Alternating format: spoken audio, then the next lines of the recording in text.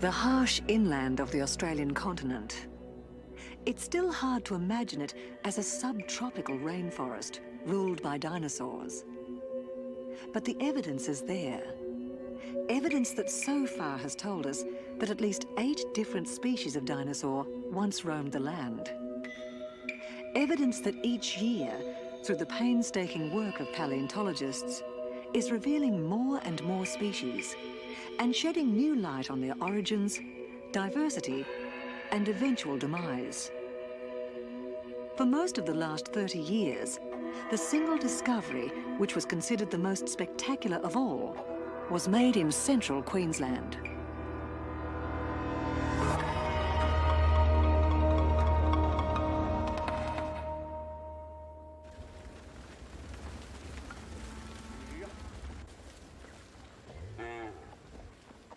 Well, the Muttaburrasaurus, there's a story. July 1961, I was mustering cattle down along the Thompson River. Been a fair bit of rain the night before, and it washed the dirt and dust off the rocks and from around the rocks. I noticed an outcrop of sandstone, or rock, which it really is, sort of sprung to my attention. So I decided to ride over and have a closer look. The first thing I noticed after having a look at the outcrop was the uniformity of it. When I had a good look at it and saw the size of it, I knew I was jumping onto something, definitely something big, you know, crikey, you know, I'd never seen nothing like this before. So then you could see where the vertebra was obviously the part of the backbone, the vertebrae, you know, it led on back into the stone. You could see where it was sort of all laid out into the main pile of rocks. So I decided I'd send it down to the Queensland Museum. In due course, I had a letter back saying, could I photograph it? Oh, righto. So the Landsborough and the Thompson were both running by this time. So anyway, I swam the old pony in and photographed it all and had the print developed. And even in our prints, we could see, especially you could see part of the backbone. Right? So I sent it down to the museum and they enlarged it all. And well, from their prints, you could really see we had something, you know, oh, jingies.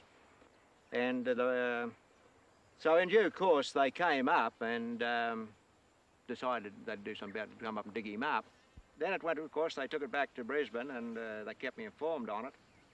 But, well, that was sort of the end of the story with me. And there was Muttaburrasaurus langdoni.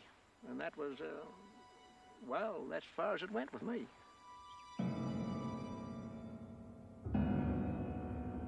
Until recently, Muttaburrasaurus langdoni was Australia's most complete dinosaur fossil. Work on interpreting its behaviour and appearance has been carried out by Dr. Ralph Molnar of the Queensland Museum.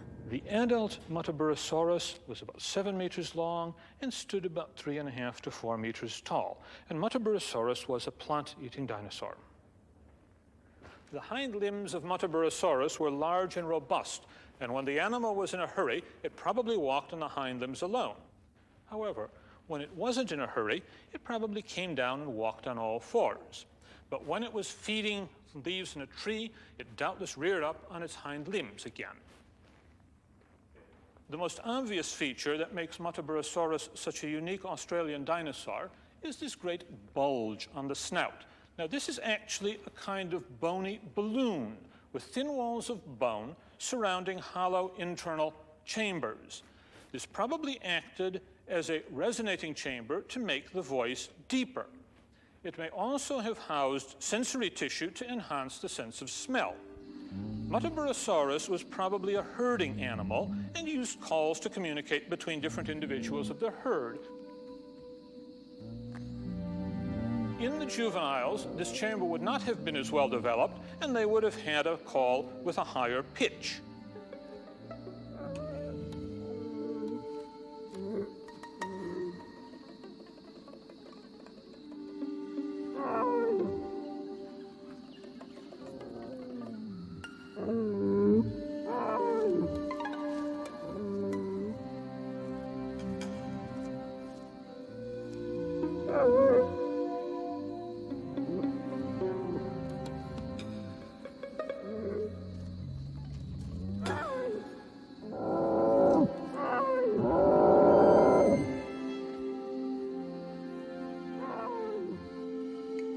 The juvenile Muttaburrasaurus, like most young animals we know today, was probably playful and inquisitive.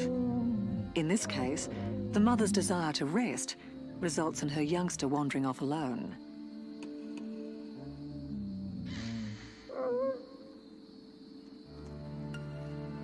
He now faces the trials of an unknown environment without the protection of the herd.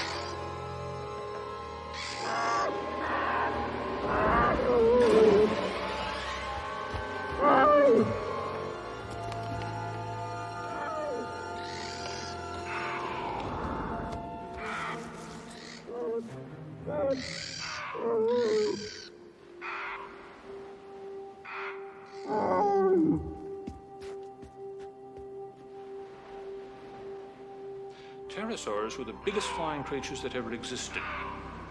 The largest one that we know of was found in the southern United States, in Texas, had a wingspan of about 14 meters. Now, a relative of this animal was found in Western Australia. It was found about 30 years ago, but it was only recognized in about 1990. The most recent pterosaur discovery, however, has been in Queensland, which is this snout of a pterosaur. You can see the teeth along here. These were actually interlocking teeth, somewhat like that. They suggest that this creature was actually feeding on fish. However, one would expect that these animals would also act as scavengers as well. Most animals that eat flesh also scavenge. After all, a free lunch is always welcome. And these probably scavenged on the carcasses of marine reptiles that washed up upon the seashore.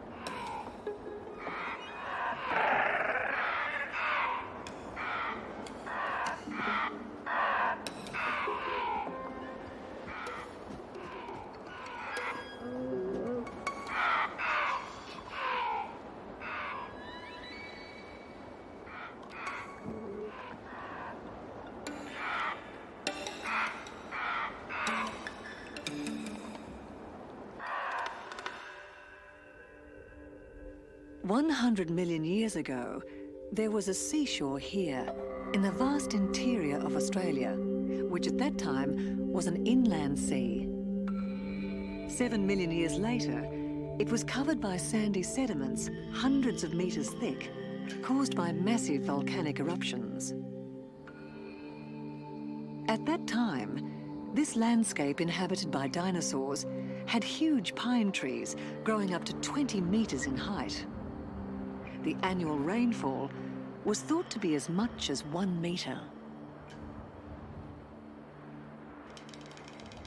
Over the last 20 years, Dr. Mary Wade of the Queensland Museum has devoted much of her time to interpreting the evidence of a dramatic incident between dinosaurs that took place here at Lark Quarry, just half a day's drive from Muttaburra. This was first discovered by the manager of a nearby grazing property who was prospecting for opals. But instead, his efforts led to this. These prints remain a fleeting record of the only stampede amongst dinosaurs found anywhere in the world. We were looking at around about a minute, a genuine minute. that was well over 90 million years old. At the time, we thought of it as a 100 million year minute, but we had to admit later on, as geological dating got better, that it was only 93 million year old minute, but it was still a minute. And to people who regard 500,000 years as an instant, a geological instant, one genuine minute, it was absolutely mind-blowing. In total, 3,300 tracks from at least 3 different species were uncovered. They'd been made in the surface of a half-dried muddy creek, which flowed out into a lake. Here its sediments formed a small point where creek and lake met.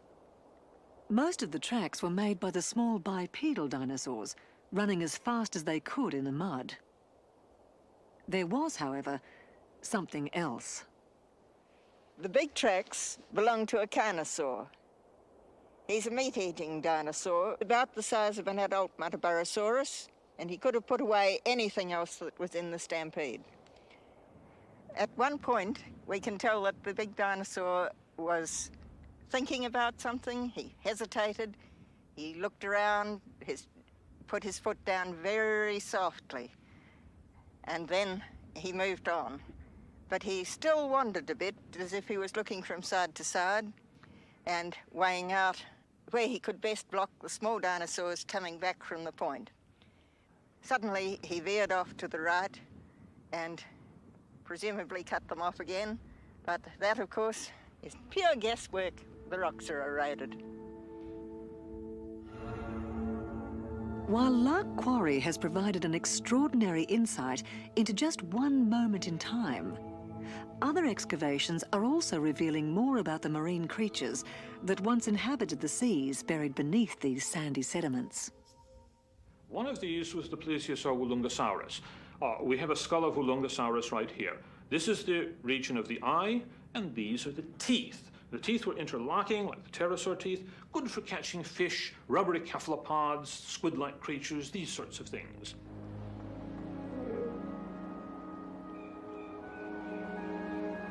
When Muttaburrasaurus roamed the land, one of the largest marine reptiles was the plesiosaur. Despite its size, it would come ashore to lay eggs like a turtle, risking encounters with land-based predators.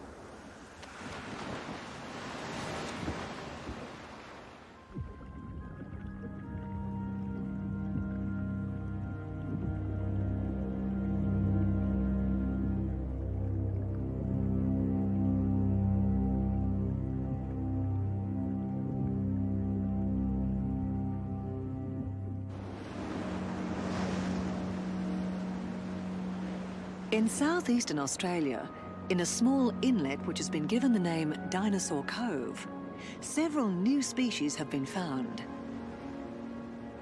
When the inland sea was being covered by sediments, what was once a valley here was flooded by the sea we look at today.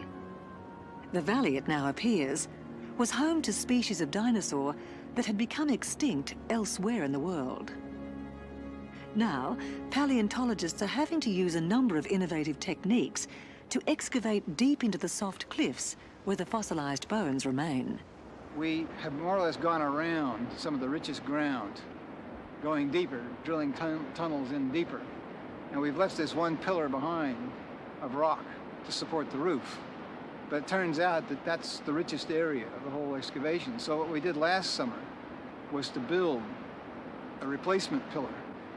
We found dinosaur bones all around it, we found the two skeletons that have come from southeastern Australia come from within 2 meters of that rock pillar that we're trying to get. So we've got about 15 square meters of prime real estate. But to access that prime real estate is both difficult and dangerous. Once the tunnels have been dug deep into the cliff, carefully placed dynamite charges are laid to blast off the overburden. The aim is to lessen the risk of the overhang collapsing on the excavation team. The fossils themselves are well clear of the charges and are unlikely to be damaged.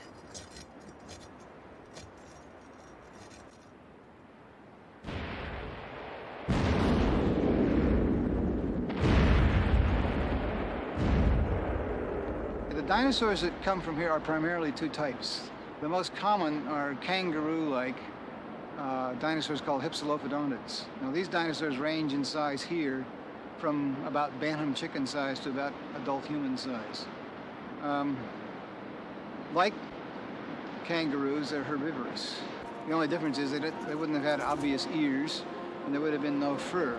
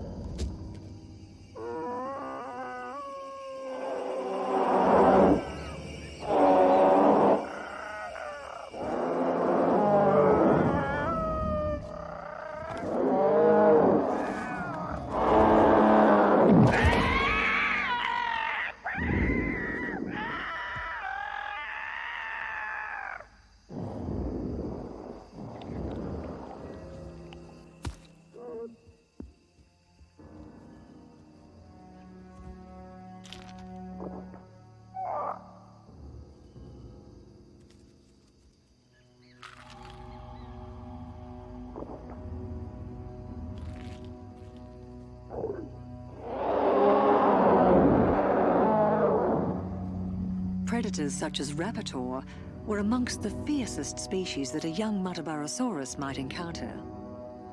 But the survival of dinosaurs was dependent on much more than their ability to attack or defend.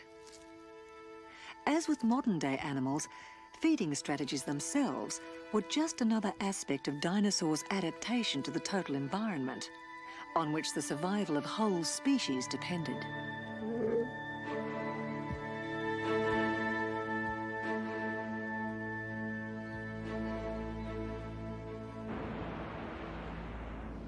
In comparison to their overseas relatives, the unique features of Australian dinosaurs are no doubt a consequence of their adaptation strategies to a different environment.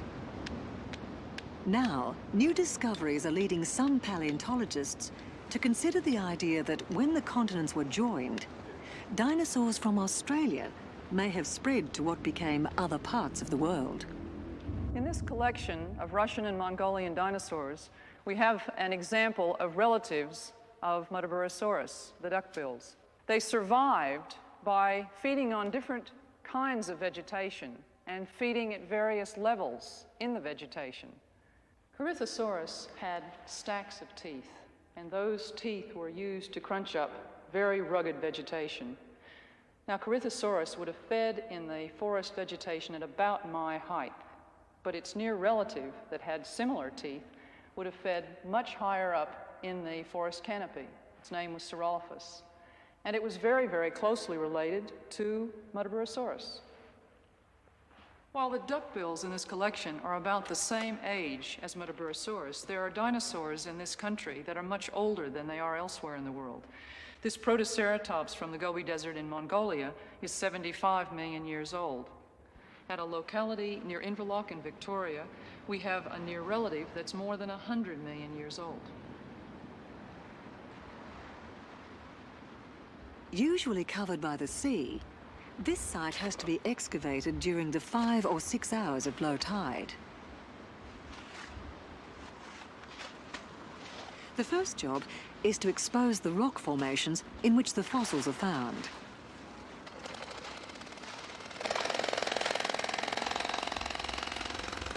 Then, larger pieces of rock are removed and carried further up the beach. Here, they can be broken up to reveal smaller fragments of bone. Hit barely with a hammer. It doesn't come out the other side, which is a good sign. It means that we've got all of it, if it is bone.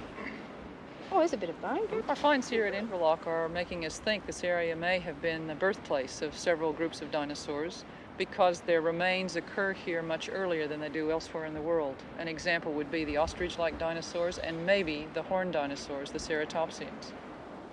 The other thing to remember about this area, though, is also a refuge. It was a place where things persisted long after they become extinct elsewhere. For example, we have a very large group of amphibians which had become extinct, we thought, a decade ago, 100 million years earlier. And here they're persisting in Australia in this polar climate long after they'd become extinct elsewhere in the world. So it has these two aspects about this locality. Look at the whole thing. Beautiful. Yes. Oh, what's that being? Uh-oh.